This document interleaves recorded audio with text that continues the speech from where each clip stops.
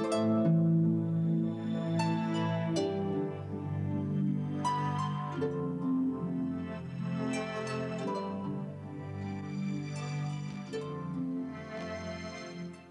Mike Costello, and I'm here with Dr. Iris Freelander, and today we'd like to talk to you about the joy of living.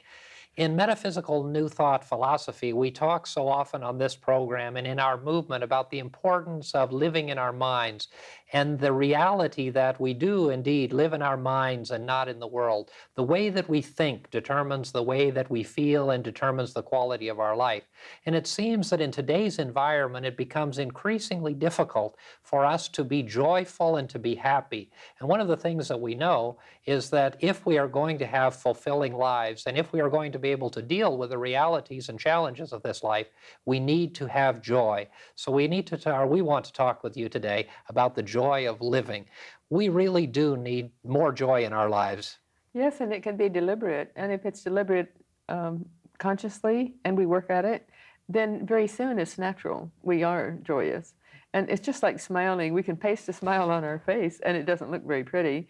Or we can think of something interesting and then smile. And if we do it that way, then by the time we've smiled it once or twice, it's normal and we smile a lot during the day. So the same would be true of joyousness, wouldn't it? It is. It would be, and it certainly is.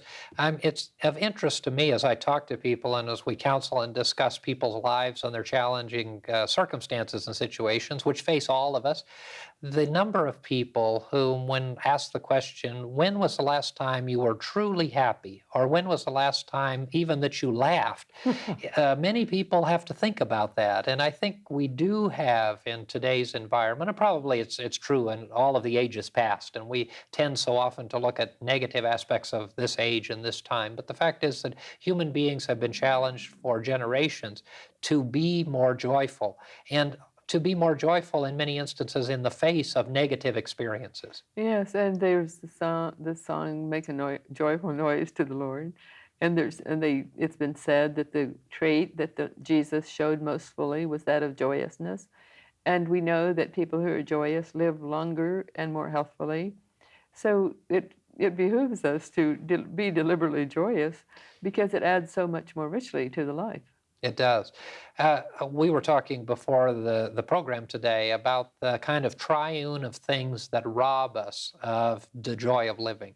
And we talked about those three. Help me if I don't remember. Anger, fear, and boredom. Boredom. Anger, fear, and boredom. And those three things are really epidemic in many people's lives.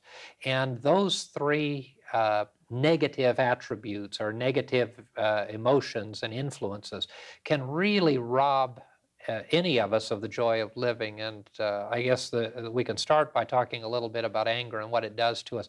And of course, when we just think about times in our own lives when we've been angry or when we know other people who are angry, we know certainly that they are not able to express or feel very fully the reality of joy. Yes, and of course, anger, for one thing, constricts the blood vessels so that the blood doesn't travel through the body in a healthful way. And that alone is enough to make us want to be joyous and to drop that negative habit.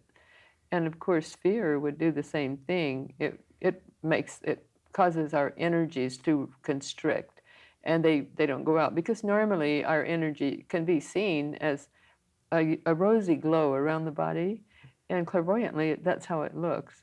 And then when someone is not joyous, someone is exhibiting negativity, then it's a gray look, and the energies point downward instead of pointing upward.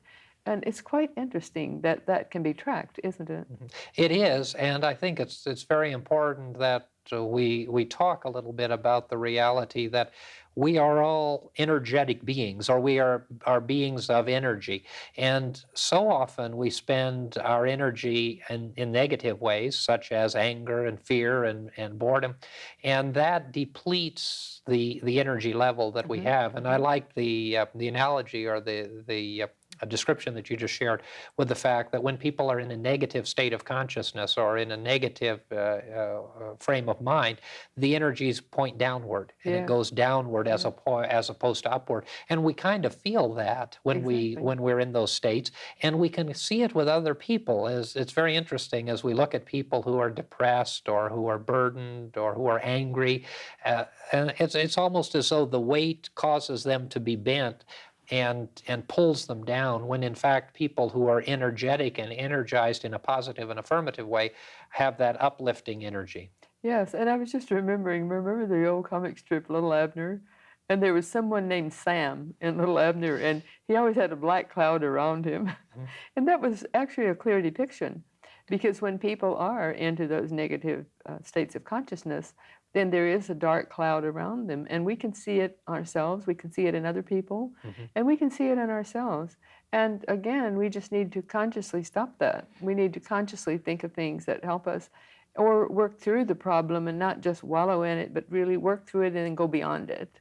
It goes to the very heart of what metaphysical philosophy is about, and that is introspection and self-examination Yes. and identifying the characteristics and traits that we have, physical, spiritual, and psychological, Mhm. and identifying whether those characteristics and traits are positive and affirmative or whether they are negative and destructive and to a large extent.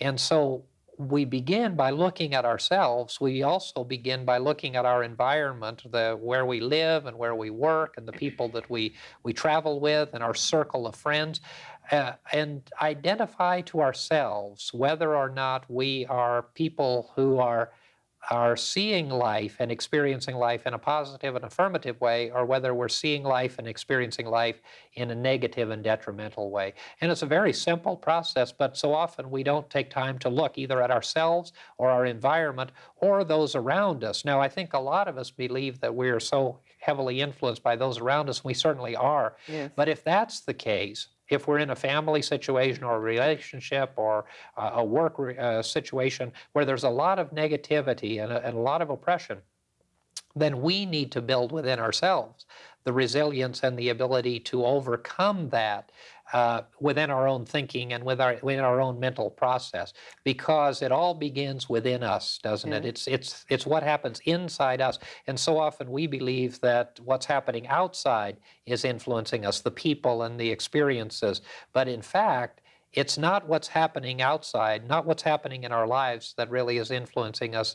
It's our way of thinking about that that's influencing us. So what you're saying is it's up to us to govern our own thoughts and our own reaction to life.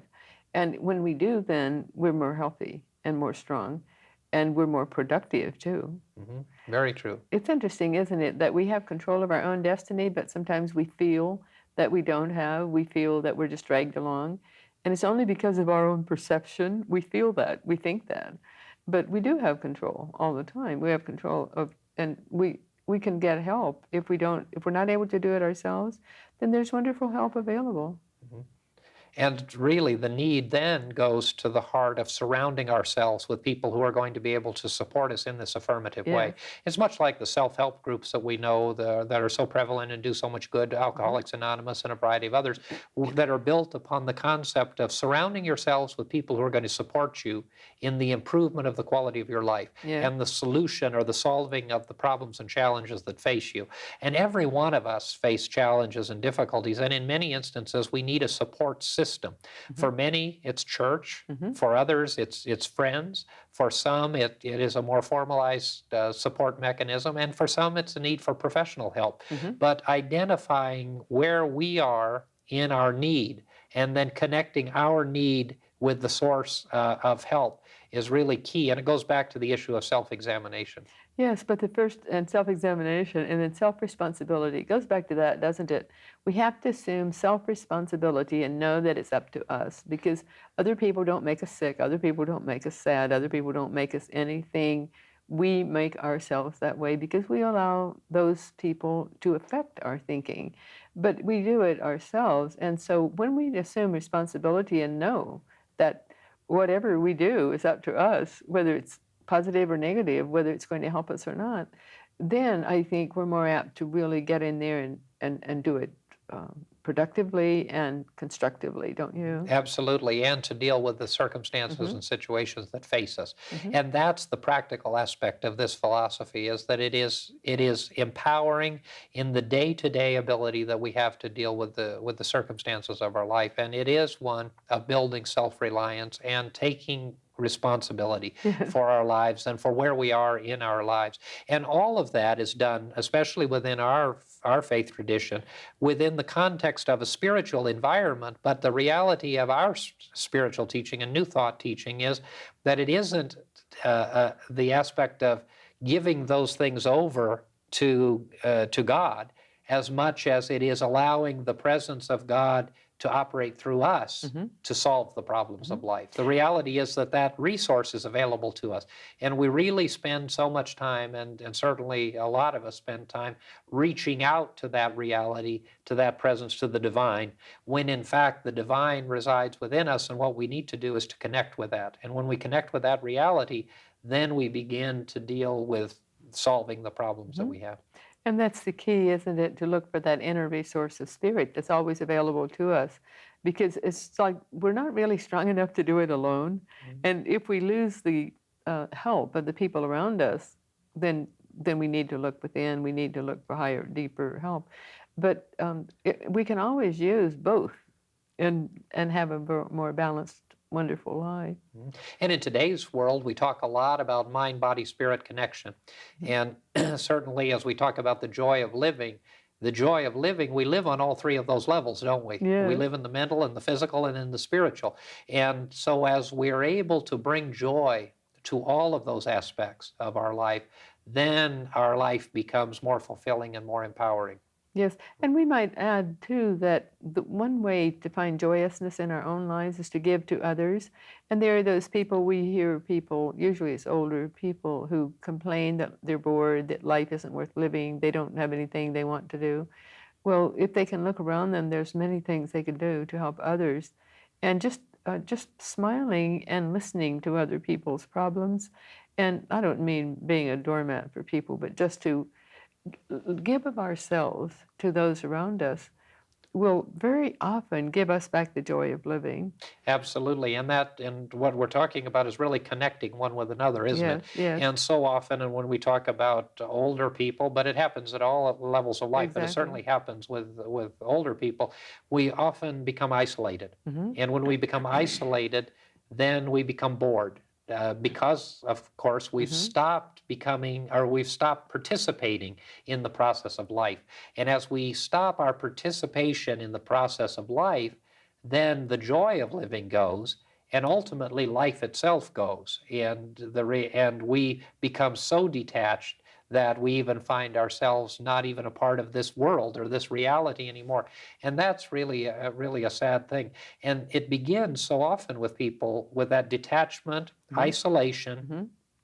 not connecting with others, not appreciating others, and not working strongly and closely with others. Hmm. And then we have to just consciously, deliberately do that. And we can just reach out to whoever comes within our parameter next. Mhm.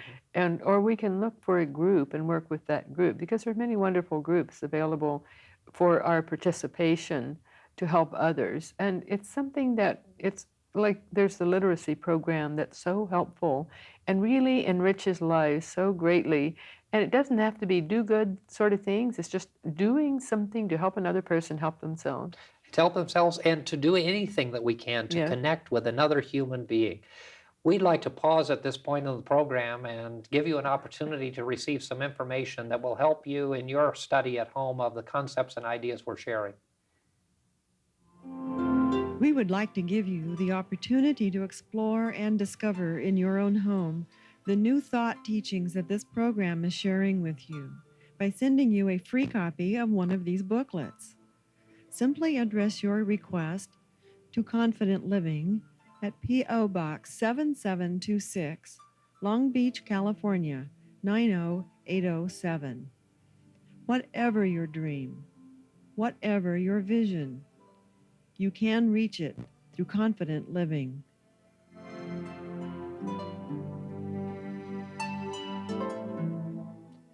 The Before the break, we were talking about how important it is for us to connect with other people and how connecting with other people is an important part of avoiding boredom.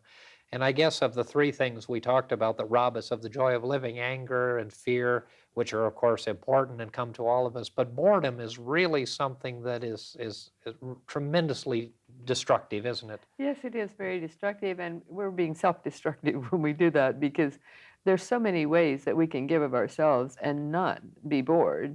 And there's so many needs in the world today. And so when we look around us and see what we can do, sometimes it can be something so simple that we think it's inconsequential, but nothing is inconsequential. When we reach out to another person in whatever way it is, it's not inconsequential. Mhm. And then even in times of solitude, it is possible to avoid boredom. I know Yes. you spend time alone. I spend a lot of time alone. Actually, we both revel in those times because we spend so much time with other people. But Yes. it's possible for people to build into their life, even in times of solitude, the avoidance of boredom. I think boredom is when we just put our mind in park and stay there, isn't it? And some people can find their way out of boredom with a good book, begin Mhm. to read. Mhm. Others can begin to look at current events or can begin to involve themselves in some educational endeavor. But there are many things that we can do even while we remain quiet and apart without being bored. Yes, and we can have a rich inner life too. And that can be particularly rewarding when we do a lot of outreach into the community with others, living and helping others. Mhm. Then the rich spiritual life is so much more um, productive. And just meditating can make all the difference in the world to keep boredom away. And I know I said to someone, I lead a very interior life, and I didn't even know what I was saying. But I gave some thought to that. And I could see, in a sense, it sounded a little smug, but it wasn't smug. It was just being matter of fact. That when I'm home alone, then I meditate, and I look into being serene and calm. And it's a way of life, isn't it?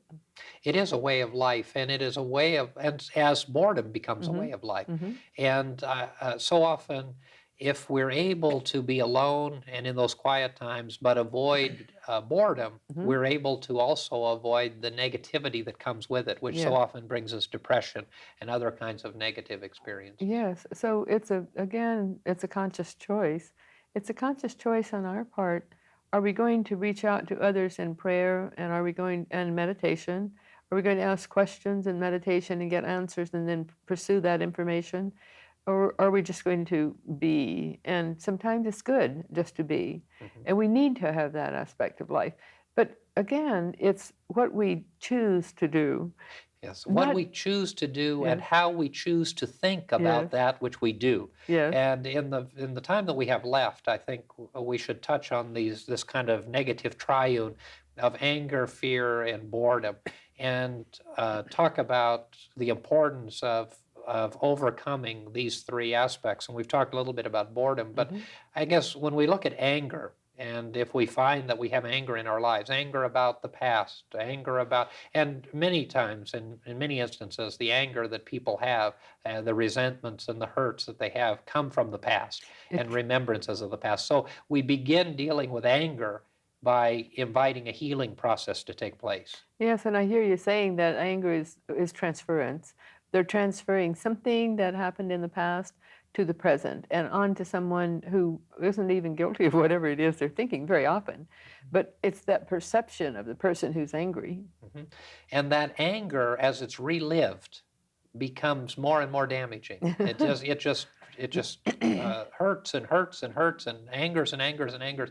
And we need, all of us, to primarily get rid of anger and get it out Exactly. of our lives. Exactly. And if we find that we're angry people, and one of the things that I find when we watch the news so much is it's real easy to see an angry person. Yes. It's real easy to see people who are angry about something for the most part.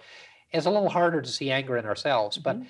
we need to look through this process of self-examination at those things that anger us. And if we have angers from the past, or if we have angers about things that have been done to us, and we all know about that, that those things haven't been done to us. They've simply occurred. They've just happened in our life, and we've allowed ourselves to continue to be angered. Yeah. We've allowed ourselves in our mind to be hurt and damaged and injured through the process.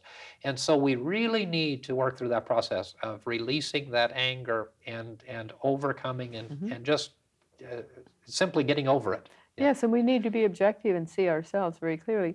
I remember once years ago, I was working long hours and I had a secondary job as well and a family. And there was a friend of mine who wanted me to, he said, he was a psychologist, and he said, you need to get away for a few days. And I said, there's no way I could get away for a few days. I was very terse.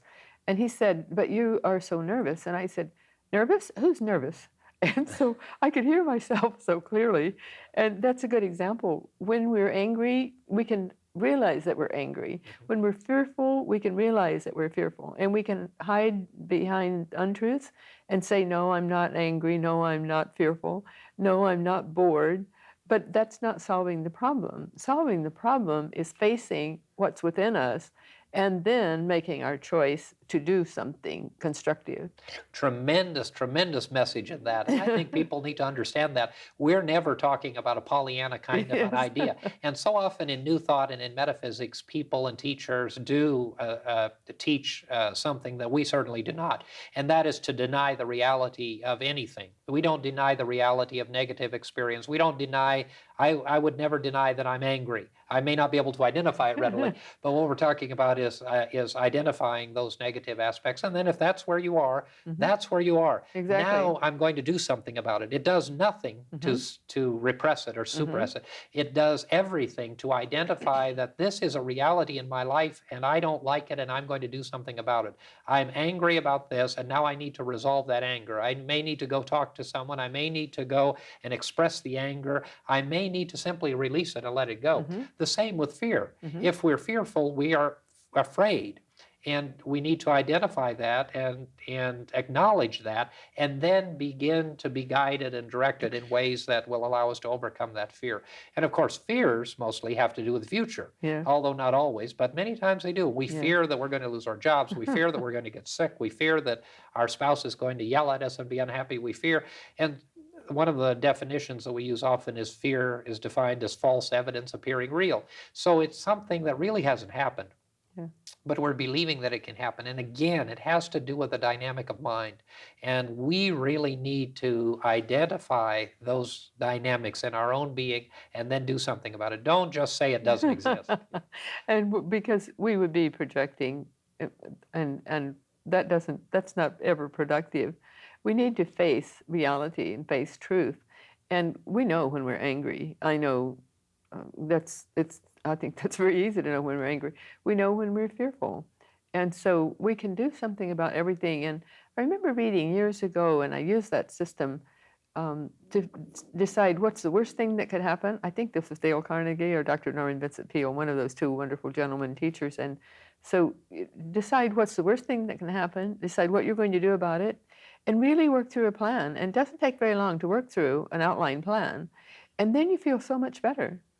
Expect the best, but prepare for the worst. Exactly. And that ability to be able to cope with whatever comes is just tremendously important for any one of us. That's a very lovely, catchy phrase, and I hope our audience will remember that. Expect the best. Expect the best. And we do. We always expect the best. And that, again, is fundamental to metaphysical philosophy, is looking for the good. But we also understand that as we look for the good, that other things may find us that are not so good. But in that process, we continue to see beyond the appearance of what is with us at that moment to the reality of who and what we are. And who and what we are is perfect and whole children of God, which we talk about so often. And the affirmation that we use often is, I am a child of God in the midst of every circumstance and situation. And that has nothing to do, as we often say, with faith tradition or religion or denomination. It's true for everybody in every circumstance and situation. And it's true for each of us as we look toward the joy of living. And as we look at these robbers of the joy of living and begin to deal with them. And know that we have control. Know that it's within our powers to change those circumstances. And sometimes we can't. We have to seek outside help, whether it's family, minister, doctor, whoever. But if we find that we can't change on our own, then we're so wise to get other help, but also to know that we have control. Yeah, yeah. And it's when people feel they're out of control that I think they get into problems. But to know that within their province to change whatever it is. And we can change, and we can change mostly by changing our attitude and our perception. And something that we think is just terribly fearful, very often, if we look at it in a new light, we can see that that has a marvelous challenge. It makes life far more exciting because no one wants everything to go along the same over and over, over and over. So welcome change and not be fearful of change. And that changing reality of our lives is really what life is all about. Yeah. Being able to deal with the changes that come to us, being able to deal with the various aspects of life, and understanding that no one's life, I don't care who they are, we understand that every one of us is going to be faced with challenges, we're going to be faced with difficulty, we're going to be faced with financial challenges, our relationships are going to change from time to time. Everything about our lives is going to change. And because of that, some of those experiences are going to be positive and some are going to be negative. But if our attitude, if our mindset, if the dynamic operation of our mind is always positive and always affirmative, then we'll be able to deal with these circumstances. Yes, and it's like you take the lemon and make lemonade. Well, that's very trite, but that's what we can do. And when things happen, and very often then the best thing that ever happened in our life, in retrospect, is something that at first we thought was a calamity. And those calamities strengthen us. Yeah. Even though we don't Yeah. like to go through them, they strengthen us. They strengthen us, and then they bring change, and it's up to us as to how we accept and wield those changes that come into our lives. And those changes also bring dynamic growth, because without them, we would never grow. Exactly. Without them, we'd never come to know what we come to know through that experience. And without them, we would continue to be bored, fearful, and angry. Yes. Don't you think that's why people are bored? Just exactly what you just said. Brings on the boredom that makes life so intolerable for some people. I think in many instances that is certainly the case.